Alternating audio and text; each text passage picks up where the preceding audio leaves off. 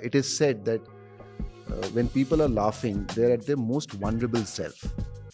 Okay, so at that moment, they will accept things, way more than any other emotion that they might be feeling. And in that vulnerable state, you can actually change opinions. You can make them think differently around a particular topic. And that is power. Right? And that is when you realize that as a comedian, you can get up on stage and change people's not only emotions, you can change their opinion on certain things. You can make the world better. I know they're sounding very big, right? But these are not things that we're doing right now. We are all attempting to do it. Somewhere we get it right. Most of the time we get it wrong. But that's the journey we are on.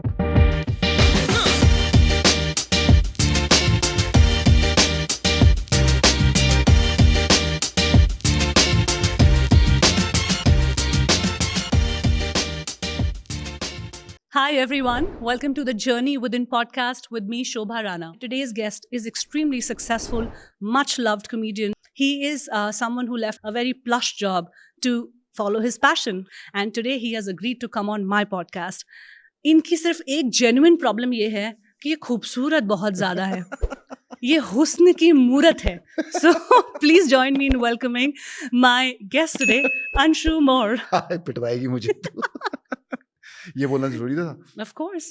ये खूबसूरती के साथ क्या-क्या और challenges आते हैं Anshu? Let's start from there. हुस्न जो भगवान ने कूट-कूट के भरा हुआ ना, क्या बताऊं मैं? No, but Anshu, I honestly want to speak about this. You just did your special and you released it on YouTube, and you also admitted to the fact that you're 50 now. Now, what does it take for someone? Edit करो ये वाला part यार. 50 नहीं चाहिए मुझे यार ऐसे. नहीं चाहिए? Honestly. मेरे को chest pain होता है यार ऐसे जब भी कोई. It is just hair dye. That's all that is required. No, hair dye and faking that you're not hurting everywhere in your body and there is no pain, and you keep that expression where everything is fine. That's all there is. Let's get to a more serious conversation now. Anshu, I want to understand how was growing up for you. How was the early life and how it transpired into who you are today? Yeah, so middle class family. Like my parents were both teachers. So small house in one area in Delhi. My surrounding at that point was very middle class. The values were very set. What I saw in my parents was work hard and things will get sorted out. You will get what you get at some point in life, but the only thing that remains constant is working hard. I think that's the biggest thing that I got from my parents, which I still use.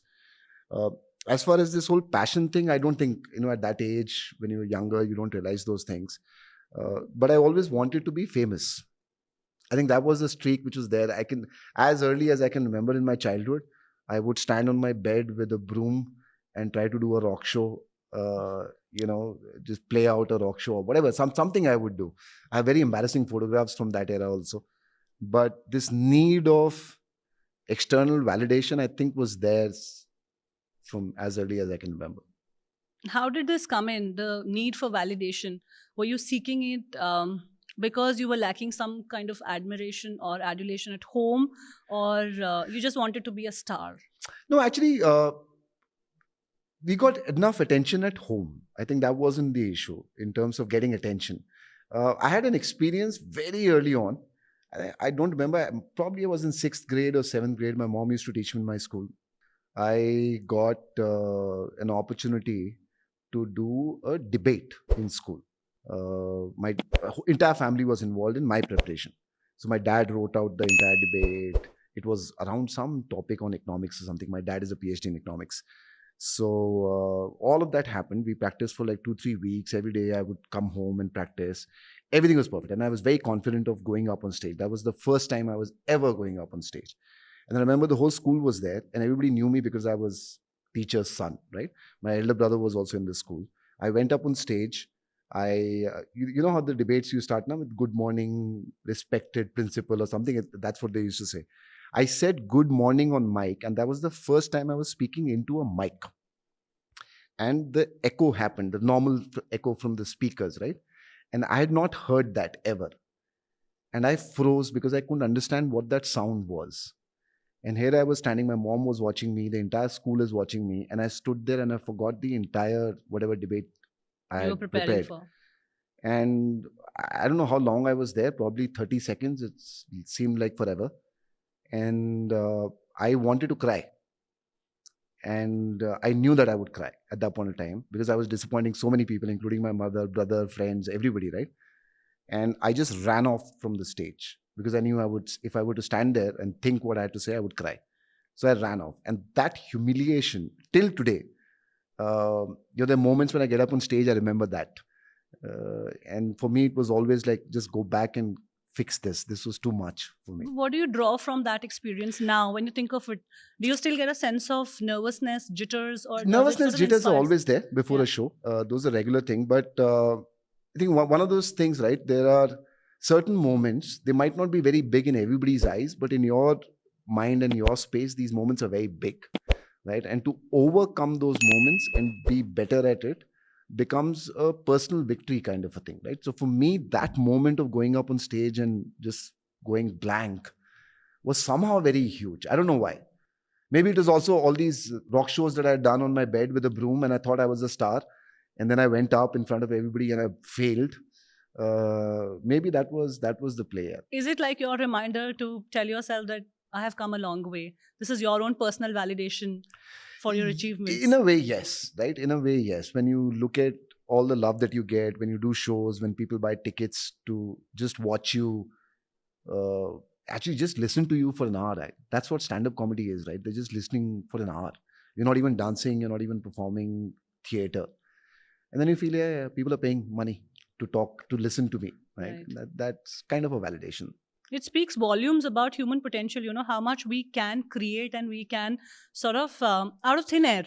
Yeah. Just like that, you create something and that could last with some people, and that could also be the kind of comedy you do, storytelling and Yeah. observational.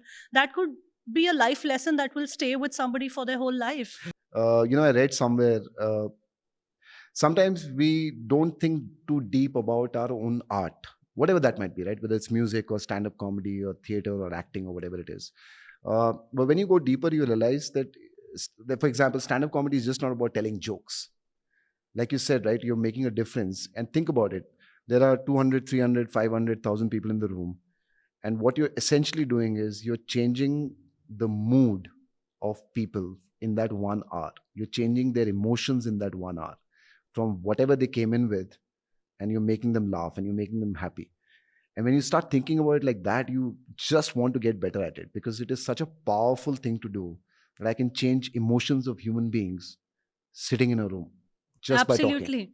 I think we are fundamentally, there's something wrong with comedians. I don't know what it is, but this need for validation is probably the only reason why people take the trouble of becoming a comedian, because it's not easy.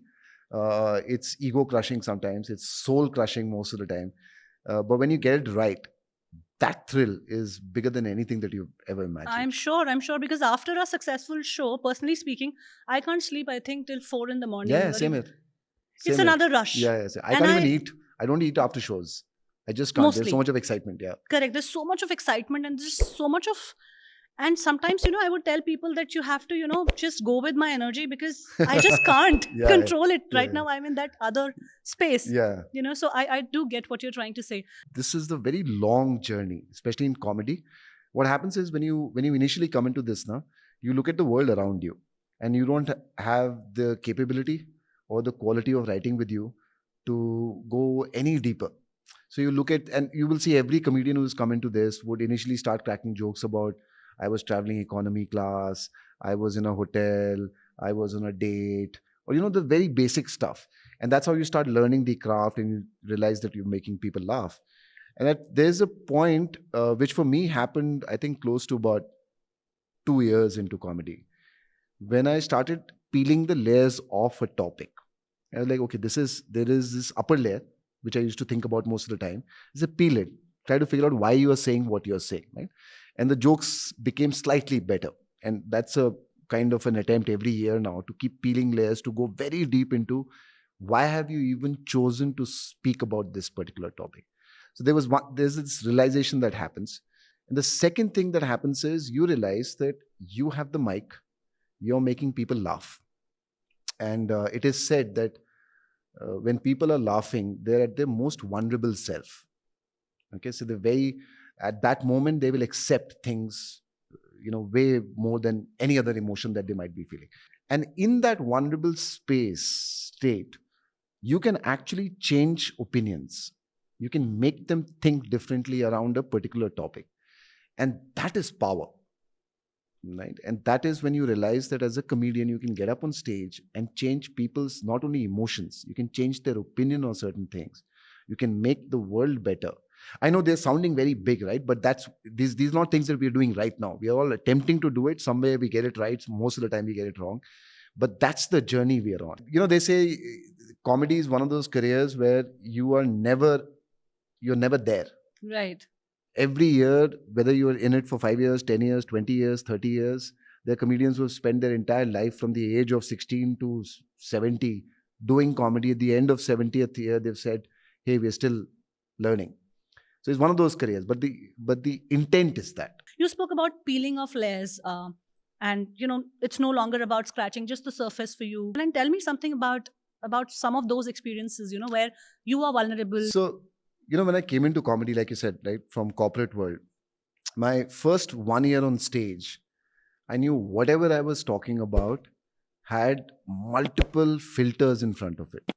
Because I was coming from corporate world, because I knew that my friends are watching, my family is watching, my old colleagues are watching, there's a certain image that I wanted to. And you started out pretty late. I started out pretty late. You started in your middle 40s, yeah? Right? So there's already an image of you. Yeah, that and Anshu is this and person. there was this baggage, so-called carry. corporate baggage that I was carrying, that I only have to speak in a certain way. I only have to talk about certain topics, and within those topics also, you limit things, and that I think carried on for good 12, 18 months. And then, like I said, when you start understanding the art form that you are in, you realize that the whole art form is about bearing yourself on stage, right? Fundamentally, it is that. And over a period of time now, I've realized that I can get up on stage and talk about the darkest things that I go through, things that would surprise my family also if I talk about them. But I feel I owe it to the art of just opening up and saying everything. So most of the time what happens is we are very good at camouflaging the dark part with a joke. Okay. But I've also realized that every topic that I, as a comedian, or pretty much any comedian has spoken about on stage, that topic comes from pain. There is something at the back which is painful, hurtful around that topic. So even if you're talking about, let's say, something as silly as airport travel, there is something there. That's why you chose the topic in its first place. So we're good at putting a joke in front so that audience really doesn't get to know about we're not there to say that, hey, mera dukh dekho, mera pain dekho, right? But we convert that into jokes. But topics are always ones that have hurt you.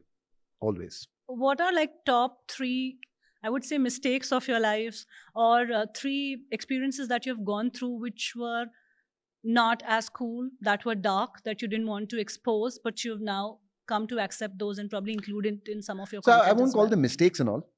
I'm not talking like corporate language. These are all learnings. Aisa kuch nahi. Not mistakes, but there are certain areas that I thought I would never speak about. Right? Like for example, I was very clear that I would not talk about my parents on stage.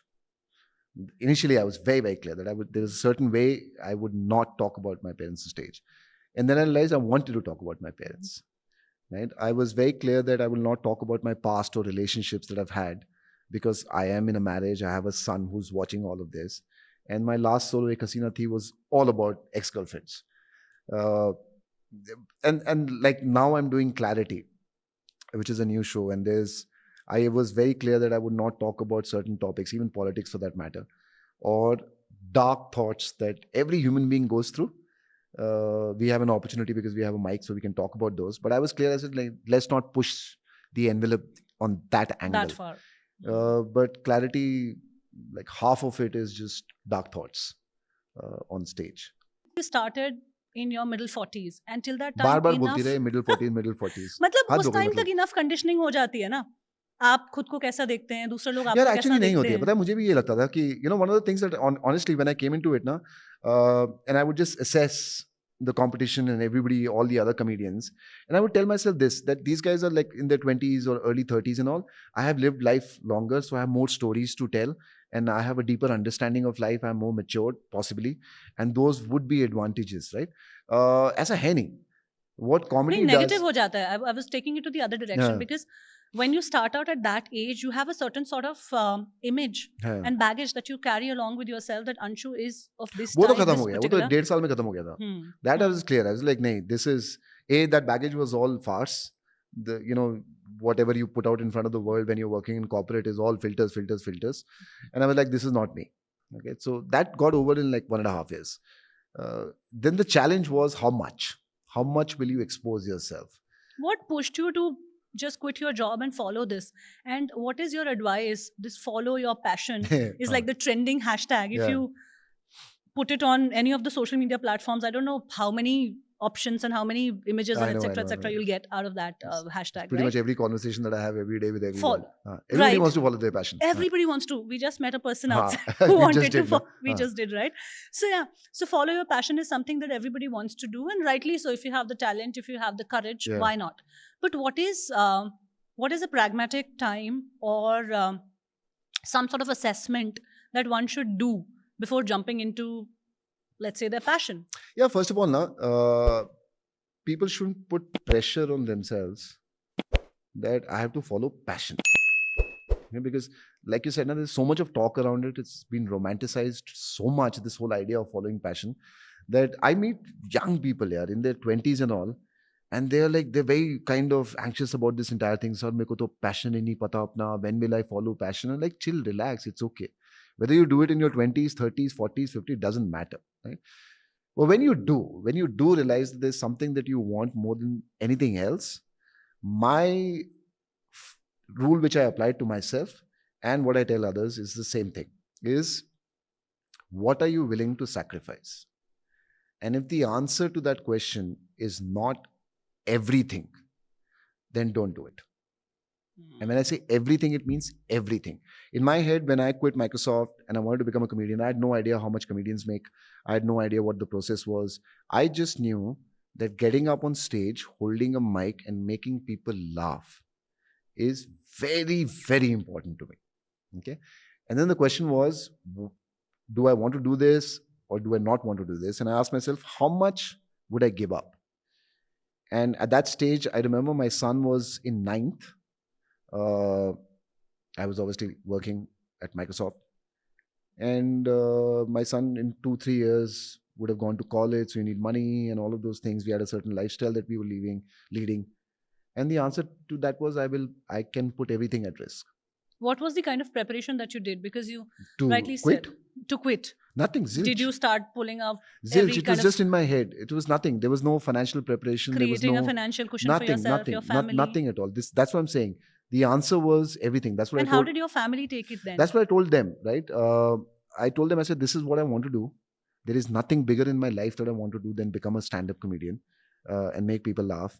And if I take this step, we might be in a situation, and huge possibilities, not even just saying, I'm saying for the sake of it, we might be in a situation that we will not be able to send our son to a good college, that we would have zero money with us. We will possibly not have a place to live. And I am willing to put all of this, your life, my life, our kids' life, at risk to do this. And she said, if you're willing to do this, go ahead. It was just as simple and powerful as that.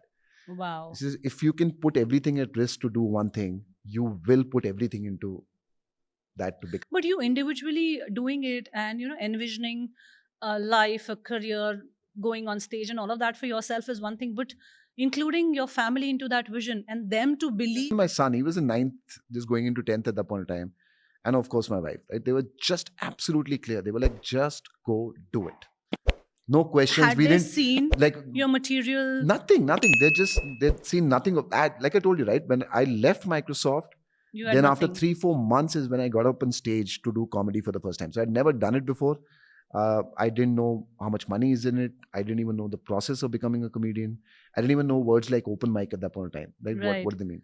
But I don't know. It's just one of those miracle things here. I'm very thankful to them.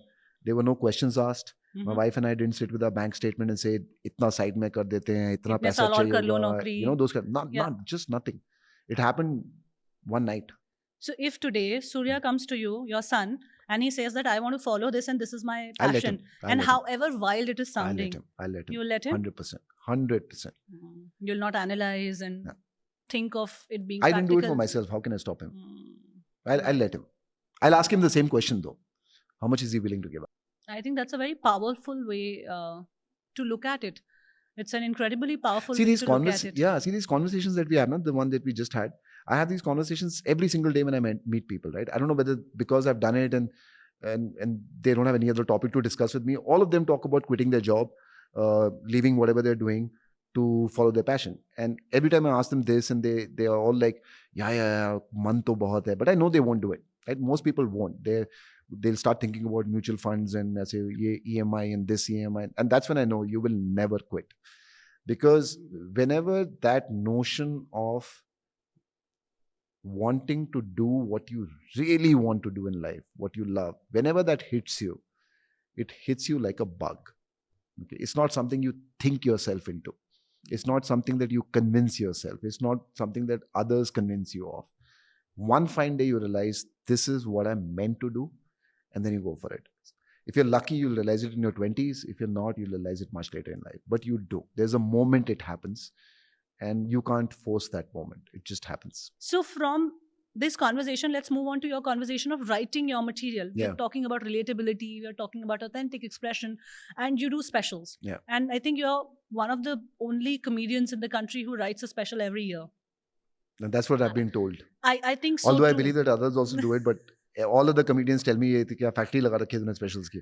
So you write so many, and special is at least 60 minutes. Yeah. So what is your process of writing these 60 minutes? Because it is a lot of pressure to do 60 minutes. I think even doing 5-10 minutes, of course you have experience in all of that. Yeah. But 60 minutes consistently year after year, Yeah. what goes behind? How do you initiate those thoughts in your head? And So for me, the process is slightly different than most other comedians.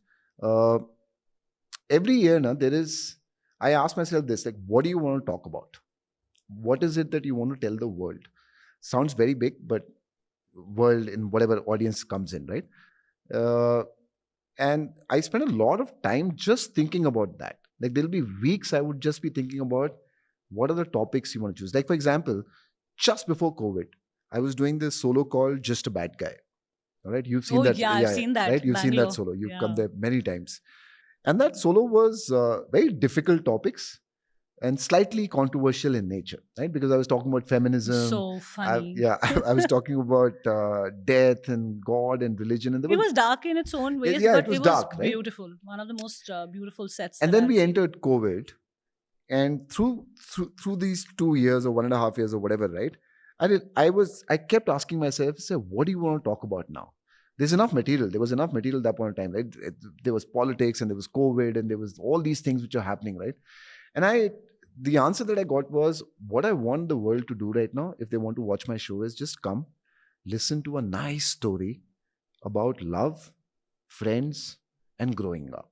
Okay, because they have seen enough nonsense in the last 1.5, 2 years, right? We've gone through too much of emotional turmoil, of the pandemic and everything else that followed with it. And I just want them to relax, just enjoy the smaller things in life. And that's how Ekasina Thi came about, which was the solo which is now. But do you test these ideas with your family members? Or? Not with family members. They laugh at everything. Yeah. So the real testing happens in front of audiences. So you go for these open mics and stuff like that, and you test material there. So that was that Ekasina Thi solo. And at the solo that came out now, again, I spent a lot of time thinking about it, then about 4 to 5 months of writing every day. And the solo is called Clarity. And I realized that in the last 2 years, I have changed as a person. The world has changed because of the pandemic. The way we look at the world and ourselves has changed completely for everyone. And I felt I had an opportunity to give people some level of clarity of where we are as human beings. And that's how Clarity came about. There's nothing to do with stories. I'm not talking about girlfriends and wives and stuff like that. Wives? My wife and other people's Other wives people also. I wives, do that yeah. too. Good save. And I'm not. It's very observational in nature. It's about the world. It's about us. It's about the relationship that we have with each other. And the biggest learning for me in comedy has been that, and I tell people in corporate life, I tell everybody who's around me, right, who's willing to listen, that not life, work is not about how much money you make, what designation you're at, what position you will attain, or what job you're doing, right? Work is about the process of working. That's all there is. It has taken me a long time. So during COVID, when COVID happened, uh, it was possibly the only time, when the first lockdown happened, was the only time I felt I have made a mistake in life. Okay, because technically when I thought about it, I was like, my career is over. COVID aa gaya, people will not come and watch shows, and they said it's going to be long And term. when it kept stretching for Yeah, longer, yeah, and it was clear, the right? more the insecurity started After 2 becoming weeks, it was fairly clear that this is going to be long term, right? long things. And then I was like, shit, what have I done? Yeah, this is over. Like, everything that I told my wife as a risk has come true. Now there'll be no shows, no money. I can't go back to corporate. I've spent too much time doing this. All of those things came back, right? And it was a very difficult period. It was like I had massive anxiety at that point of time. We were trying to figure out this new medium of online shows, etc. Whatever, right? We worked through it, but it was a massively tense moment for me. And my only learning coming out of COVID was every time I went back to the process, the simplicity of the process, which was my job is to sit and write. My job is not how many people will come into the show. My job is not what are the lights that fall on me. My job is not fans taking selfie with me. None of that celebrity shit is my job. My job is to write. You go back, write, and hope in hell that you get an opportunity to perform somewhere. But are you able to detach yourself from Yes, the now I outcomes can. of? Now I can. Like, not in a nirvana, aise, main Buddha ban gaya, not in that sense, right? Now a bad show will still hurt. Other comedian doing well will still hurt. You know, those kind of things. But there is this firm belief that every single time I can go back to saying, what is my process? And just go fall back on it. And every time I've done that, something better has happened than what it was previously. What happens in your head after a bad show? Oh, Like, for how long do you carry ऐसे that धरती फट frustration? जाए, मैं समा जाऊं यार. From the first, Have you come to a place where you can just take it with a pinch of salt? No. I don't think any comedian, if there's any comedian who's ever felt that, अरे यार चल ठीक है ना, एक ही कभी show कभी कर, तो हो जाता हाँ, है. all of they that. should quit comedy because they are not in it. Okay, every comedian worth his or her salt, I've realized, massively hurt with a bad show. Forget a bad show, a joke not working properly hurts you. When I first experienced this early, when I just started doing comedy, and we all have bad shows even now, right? There'll be some audience which will just not get what you're saying. I think it is the most soul-crushing, ego-crushing experience, and I'm not saying this lightly, that a human being can experience. Just standing with the spotlight on you, with a mic in your hand, looking at those eyes, and all those eyes are saying, "Tumse nahi ho pa raha." And you're still going on and on and on, just trying to get them to laugh, and they don't. It is really bad, yeah. Like, kitna bhi you can do 100 shows in a row which are kick-ass standing ovation shows. That one show will and just that knock you one down to show your knees. will knock you down on your knees, man. You will keep thinking about it for days and weeks and months together. I feel that emotion, and that does take a toll on your mental health. So, Yeah. have you gone through extreme bouts of anxiety, panic attacks, or something like this? Not in that sense. Not really the clinical things side of haunting it. you Nah, and not on going the through clinical side of it. insomnia? Yeah, I'm very careful when I use these words of anxiety and depression or panic attacks, because I realize the sensitivity of people who suffer from it. It's very difficult to even understand what they go through, right? I don't suffer from any of that. I have bad moments which are very different from anxiety, right? I have serious doubt on myself. I will get upset for days and weeks together, but it is not depression. So I'm very, very clear. But yeah, those negative feelings, oh my God, yaar.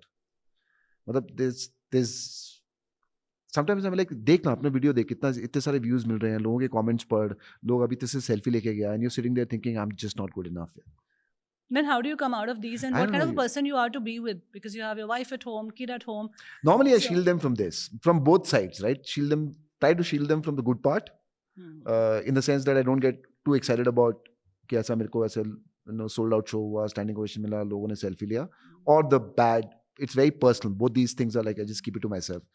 But like I said, it's just you have to. And it's There's easier something said called than as done. imposter syndrome, no? वो जो होता है ना, Right. that you think that you're never good enough. I think all artists suffer All from artists it, have right? it. All artists suffer from it. So you go through these cycles, and then you tell yourself, hey, like, ठीक है, you get up the next And day. these things are as true as they are said, like, because this imposter syndrome, it's just so real. Yeah. You could be doing your best possible job, you could be looking the best that day, or you could be delivering the best possible whatever, Yeah. but still you feel that you're not good enough. Yeah. And being an artist, you're having this feeling almost every other day. Yeah. And almost every other day, you're putting yourself on that stage open to judgment. Yeah. So much of judgment, so much of validation that is, and that can very readily shake your belief, Yeah. and that can readily steer you into some other direction. Yeah. I mean, like I said, if you don't fall back to the process, like the whole only thing is that what is controllable in your case or my case, right? As an artist, is the art that we create. That's the only thing we control. We cannot control audience's reaction. We cannot control the love that they give. We cannot control the hate that they give. We cannot control the money that will come. The only thing you control is work. So if you fall back on work, it's good enough. And sometimes these moments are like recently when I released these 4 videos of Ekasinati on YouTube, massive response, okay, and everybody's writing such wonderful comments. Like if I were to read those comments, I could live happily for the rest of my life and just quit everything and say, "Ho gaya mera, I've done what I've done." Those kind of comments, okay. And one day I was going in the morning to Starbucks where I sit and write, and for some reason I was feeling bad here. And I kept telling myself, even during the drive, I was telling myself, "Abhi 4 video nikle hain. Everybody's loving it, right? Your tour has just started, and we are doing sellout shows now. Things are just perfectly fine. It's bloody winters in Delhi. That kind of the mood is all nice. Why are you feeling bad?" And I couldn't, make myself understand why I was feeling bad. And I was sitting in Starbucks, and I was like, "Shit, something is wrong. Something is wrong." I don't know what it was. And then one person was walking by outside Starbucks, saw me inside, walked inside, and said, "Huge fan, can I just take a selfie?" And I watched this video and I loved it, and I made my parents watch it and they also loved it. Took a selfie, walked away, and then I was okay. I was like, this is it now. Yeah, okay. This is fine. The best you can do is just shield everybody else around you from that chaos which goes inside our head. I honestly, I don't want to be a peaceful person. I've realized like my comedy will suffer, my everything will suffer as an art form if I'm just at peace with everything. I like the chaos. I've always liked the chaos. I like being over emotional about things. So I will react very strongly to everything, whether it's a good thing or a bad thing, whether it's happiness or sadness or anger or rage. My reactions are very strong. My wife keeps telling me, just chill, relax, guys. Don't take everything so seriously. And sometimes I find it difficult to explain to her that is what makes me a comedian. Right? My whole approach of reacting to the world is what comedy is all about, because that's what I write about. That's what I tell people. The stuff that they cannot say or they dare not think is what I'm supposed to say to help them relate to what I'm saying. So chaos is important. I love chaos. You've said a very powerful thing, Anshu, earlier, that the joy of doing it, the process, that is what it is all about. But at some point, your passion, when you're fueling it into becoming your profession, it has to make you money as well. Yeah. This is one Not conversation. Sometimes, every time. It has every to make time, money. right? So I was having this conversation with my another friend, and that time it's very difficult to disassociate the two. Yeah. So he is a great photographer. I mean, absolutely fantastic. I think I haven't seen somebody like him. There's a lot of storytelling in his photography and all of that. Very, very unique style of photography. There's some particular genre it's called, and it's very specific kind of a genre, and very few people do it. Okay, that kind of a man, and he's not able to. He's in other country now, and there he has established a base and not able to do as many gigs. So he was having this creative block, or whatever you may call it, that my passion is not making me money. It's been 5 years. I want to quit my job. He's working as an engineer.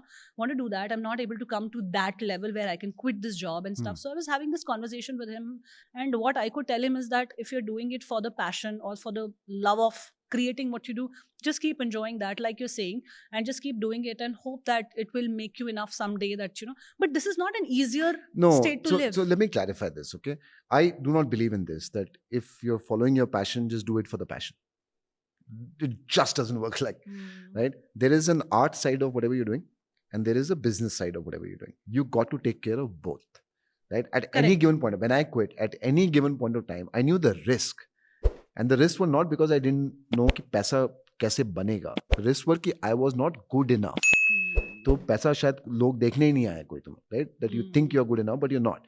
But I had a very clear understanding of, like, I developed an understanding of what is this industry, how do you make money in your early days as a comedian, what happens afterward, where is the money flowing in This is another MBA course only. Right, it is, right, when you're alone. So I tell people, I've seen artists, comedians, musicians, and a lot of other people who are in this zone saying, yaar, hum to artist hain. But what if you're not able to make money at all? Find someone who can do it for you. Okay, very important. Just find someone, because you cannot just be an artist. पैसा कमाना तुम्हें, तो like you need the good things in life, right? You need at least घर तो चाहिए, खाने को तो चाहिए. Because at some level ना, what happens is you can play this whole artist game, ऐसे पागलों की तरह बड़ा बड़ा बाल करके ऐसे घूमते रहो, ऐसे zoned out completely, and say कि यार मैं art ही हूँ. But eventually ना, you see other comedians, other musicians doing better than you, people who came after you doing better. Then the frustration comes in. Then there is anger. Then all the negativity of, this world is what you're surrounded with in your own head. It never works out like that. Whichever art form you're getting into, learn how money is made. And make sure, if you don't understand it, find someone who can do it for you, friend, family, whoever. But know how to make money. It's important, yeah. What challenges you, Anshu? What challenges me? So multiple angles, right? One, from a stand-up comedy perspective, it is how deep can I go on a topic, and how much of intelligent comedy can I do? I really want to hit that mark of doing intelligent comedy. Like, for example, I've never done politics. I don't talk about politics. Clarity is the first time I'm talking about politics. And it took me a long time to talk about politics, because I felt that if I ever say anything on politics, it has to be deeper than saying, ye pagal hai, wo pagal hai. Right? Because that anybody can do. Wo bachcha bhi kar sakta hai. That's the challenge that I face, right? Am I writing smart? Are the jokes smarter? Am I changing opinions? Right? Am I changing your minds? Do you remember this solo 6 months after you've watched it? Is it still in your head? Or usne ye bola tha ek baar? That kind of a thing. That's the challenge there. On the personal side, the challenge is just to, I guess at my age, just to stay fit, yaar. What do you do in that department? Nothing. Honestly, nothing but like basic. What is your basic? Basic would be just like, walk and just eat normal stuff. Don't go overboard. What is a typical day for you like? Typical day? Actually, take me through a day or a time slot or a stretch of a few days where you're not working. This whole concept of FOMO. देख, अभी मैं बाकी comedians को थोड़ा डरा दूंगा. There is never a time span when I'm not working. And this is something that I've developed as part of the process, is every day. But do you like it this way? Oh, love it. I hate myself when there are gaps, like when you miss 2-3 days and you're just chilling, because we can, right? अभी मैंने solo लिख दिया है, यही solo में 1 साल करेगा अभी. Material is ready, gigs आ रही हैं, shows बिक रहे हैं. I can decide to get up at 12 o'clock every day and just drink and then have lunch and then sleep and then शाम को show कर ले. If I want, I can do that. But I've told myself, I said, every day you have to write in the morning. So you go to a coffee shop, sit there, get your coffee and start writing. Okay, even if you're writing crap, and most of the days we are writing crap, right? वो spark once in a blue moon आता है. But my process is just, my mornings are very important to me. So I have realized I write in the morning, I think in the morning. Everything else, like And what do you mean by morning? Like morning is like, I would be at a coffee shop. I am at a coffee shop every single day at 8:50. Wow. Every single day at 8:50 I'm at the coffee shop. So your corporate life for those many years has taught you that balance. बदला ही नहीं हुआ actually. होता है ना फौजी officers जो होते हैं वो लोग की वो खून में आ जाता है. They will wake up at 4 in the morning. मैं ना कुछ ऐसे कभी-कभी कोई बुक्स पढ़ते हैं ना, तो you get very inspired. I don't know, some very famous writers say ना, there was a question that was asked. पता नहीं कौन था राइटर, वो हेमिंगवे उस टाइप के राइटर्स थे. वो there was a question asked saying, when they say when you're writing ना, a lot of people think that you get inspired at a certain point. This is a spark of inspiration that comes and you write a poem or a novel or a stand-up comedy bit, right? So to this writer who had written a lot of novels, somebody asked saying, like, do you write when inspiration hits you? Or like, what is the process? So this guy said, I only write when inspiration hits me. However, inspiration hits me every day at 9 o'clock. And it's such a smart thing that I had, because sometimes you just got to force yourself to sit and write. Okay, and that for me is that 9 to 12 wala period in the morning. I just, whether you're writing good stuff, bad stuff, doesn't matter. You just, every single day. And what is this connection with the coffee shop? Yeah, I don't know. Do you think I change just, of environment, change I of just place? love the vibe of a coffee shop. And there's only one shop. We shouldn't put brands into this, na? Yeah. So without taking money from them. I think so too. है ना? So there's this one You coffee would know shop. better. You're the one who's working हाँ, नहीं, for नहीं, ऐसा पैसा चाहिए होता है brand पैसा को. चाहिए. But there's one coffee shop I go to. I've been going there for 6 years named it now. like 10 times already. है ना? And it's all over my thing. So we might as well call it. So I go to Starbucks. Right? Opportunity waste away. But I go there. It's just the vibe. It's just sitting there vibe. I don't listen to things. Most of the time I have a headset on. So it's not that I'm listening to conversations or observing people. But I like the vibe. I like the whole idea of getting ready in the morning and going to a place and then working for a few hours and then coming back. But would you call yourself process oriented then? Because I think there's a Yeah, lot it of is process. research. There's a lot of process that goes into. There's a process which comes at a particular point. So when I'm writing, I'm not like, a page ho gaya, itna karna hai, right? All of you write when you draw write. a rough sketch, You and write, then you keep writing, the jokes happen, and that one point reword of time, it, restructure it, and all of that. when you go on stage and you start delivering it and actual people are laughing at it, then you go back and you listen to your recordings. And then you say, okay, I did 10 minutes and people laughed for 30 times. And laugh is a proper, the room laugh, not like one person, two person, not the entire room laughed for 30 times in 10 minutes. And then you know it's average, right? Because I try to hit 5 laughs a minute. That's my personal thing. Every solo that I come out with, you got to laugh 5 times a minute. And if you're not hitting, then you go back onto the drawing board. So, but when you are in the performance zone on the stage, you're not counting. Oh, you're these not laughs. counting, obviously of not. course. Obviously not. But then you go back to your videos and then you you do listen all to of the this recordings. study, all of You listen this. to the recordings. You have your whole set panned out. But you typically want Tell that. me one thing, Anshu. This is one phrase that we've been hearing for ages now. That you're born funny. Oh, you have it in you. मेरे को भी ऐसे ही लगता था. है ना? हाँ. ऐसा बोलते हैं. But is comedy also a skill? It is. Can it also be learned? It is. I think most of the comedians, certainly for me, right, and I've heard other comedians also say the same thing. We all got into comedy thinking we are very funny people. हमें लगता था कि हम बहुत यार मैं तो अपने दोस्तों के साथ बैठा होता हूँ तो I'm cracking these jokes, everybody's laughing. Then I'm sitting with my family, everybody's laughing when I crack jokes. I'm in office, I crack jokes, people are laughing. मुझे honestly ऐसा लगता था that I was a very funny guy because मैं board meetings में jokes मार रहा होता था, मैं लीडरशिप मीटिंग्स में जोक्स मार रहा होता था, मैं पार्टीज में जोक्स मार रहा होता था, मैं वेडिंग्स में जोक्स मार रहा होता था, and everybody around me was like अरे क्या funny funny funny, you know, those kind of things. Then I got into stand up comedy. Then I went up on stage in front of rank strangers who had no idea कि तुम्हारा नाम भी क्या है, right? And they had no context of who you are, where you have come from. They haven't shared those experiences with you, nothing. And they're just sitting there with, like, not physically, but in their head, they're sitting like this. Hasa ke dekha. You know, that's what I've paid for. And then you realize you're not funny.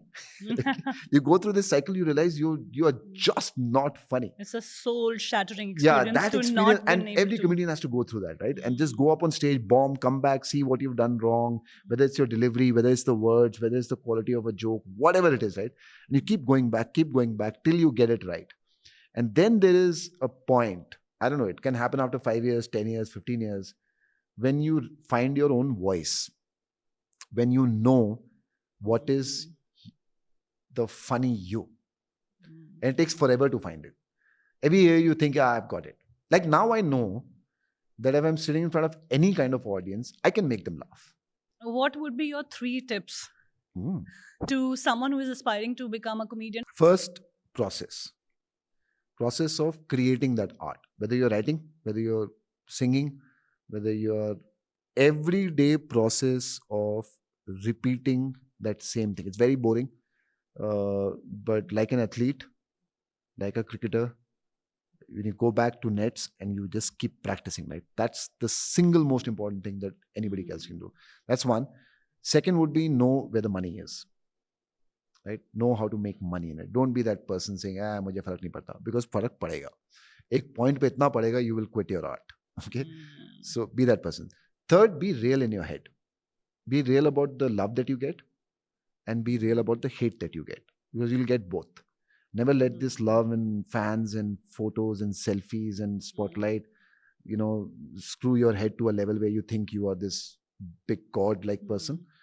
And never let that anger and hatred define what your art is. 3 things, I guess. Yeah.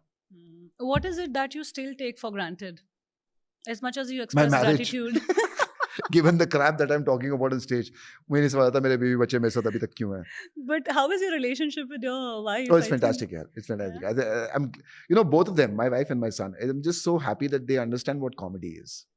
They know that there is a part of exaggeration, even when you're talking for. But ऐसा comic होता है effect. एक हसीना थी मैं इतनी सारी girlfriends के बारे में बात कर ली नहीं यार, she didn't complain. But like मुझे तो नहीं किया उसने. And has she asked you that वो कौन थी ये कौन थी or she knows about all of them? अरे the problem was मैंने उसको बताया हुआ था. Obviously, yeah, when we were in college and when we were dating, I told her about them. मेरे को ये याद नहीं था कि मैंने बताया क्या था.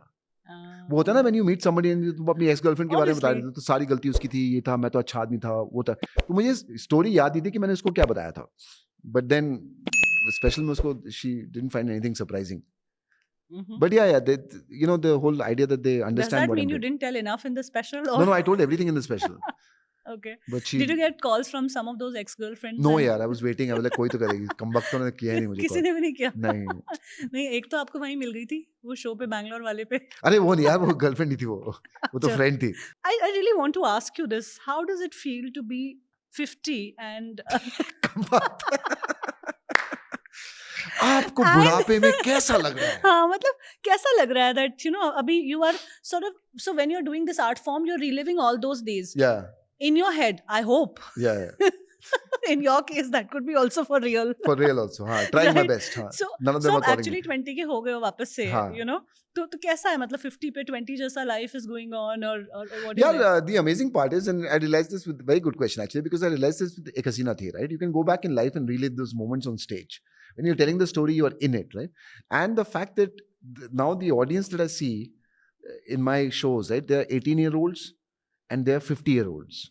Right? The entire spectrum is there. The young people like sitting in the front rows. I can see all these 20, 18-year-olds. I'm like, they're listening to me. Those 30, 40 at the back are also listening to me.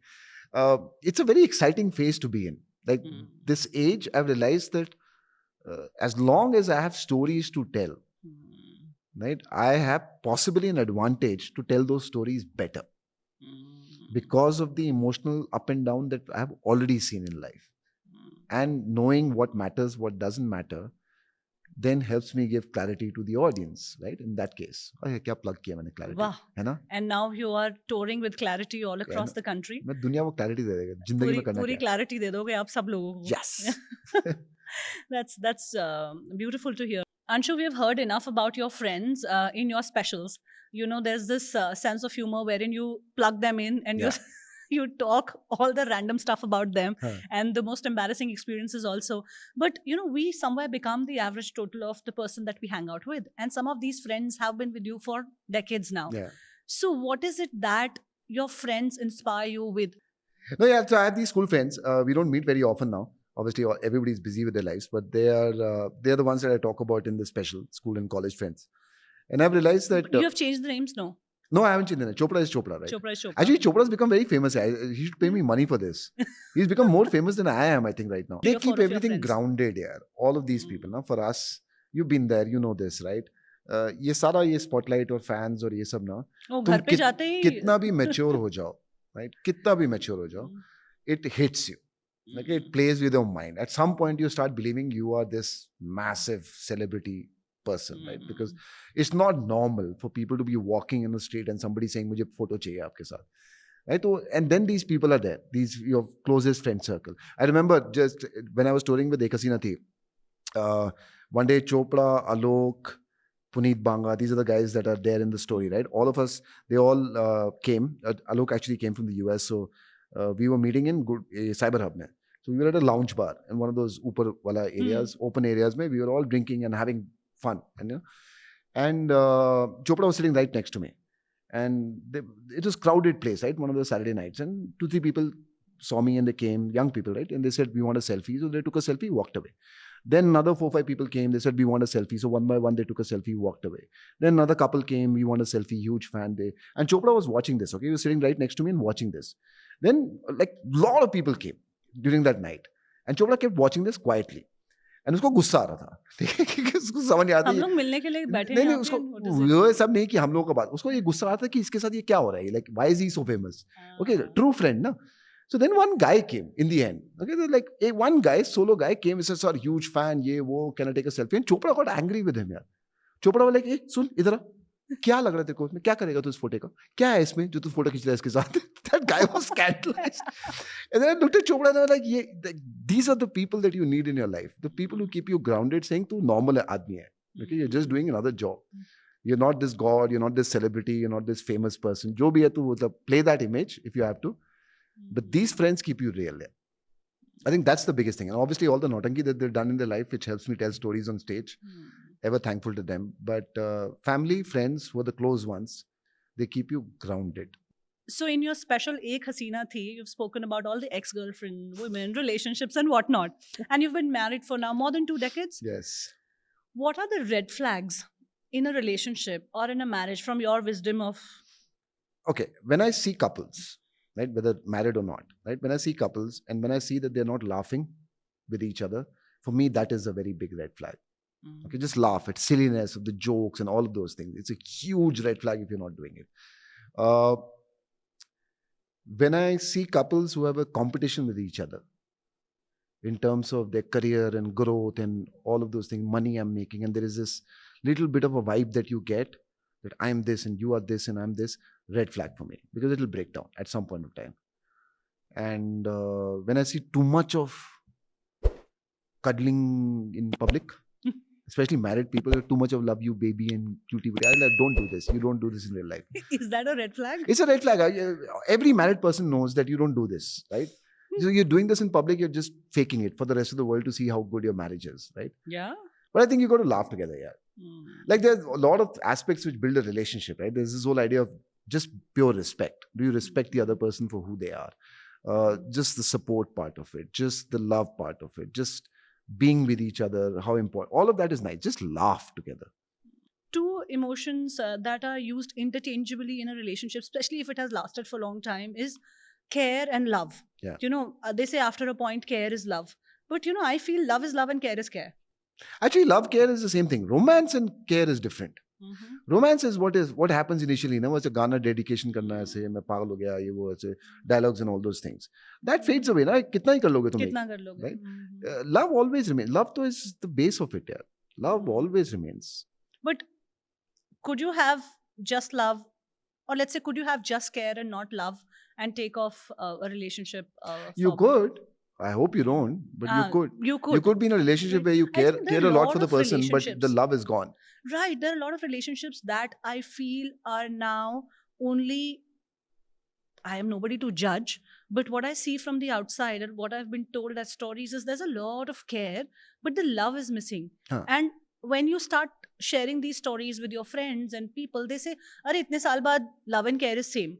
But I think that's where it goes. Love should never go. Yeah. Love should never go. The way you express love changes. And love is love and care is care. They both have their separate places. They are not interchangeable. This is one very strong feeling, emotion, realization that I have come to. I think the whole podcast in itself is a fantastic idea. First of all, I'm just not saying because I'm here. I think the intent of the podcast is fantastic. And even while we are having a conversation, I think these conversations are important for people to understand. Because they don't see that part. They don't realize that part. And some people might be taking decisions based on the fanciness that they see. Of course. Like जब मैं सुबह उठता हूँ, ठीक है, and वो एक Buttler आता है मेरे को चप्पल पहनाने के लिए, और एक और आता है जब मेरे को बाल कोम करने के लिए, और फिर मेरे को एक गाउन पहनाता है, राइट? उसके बाद मैं काम तो करता ही हूँ ना, है ना?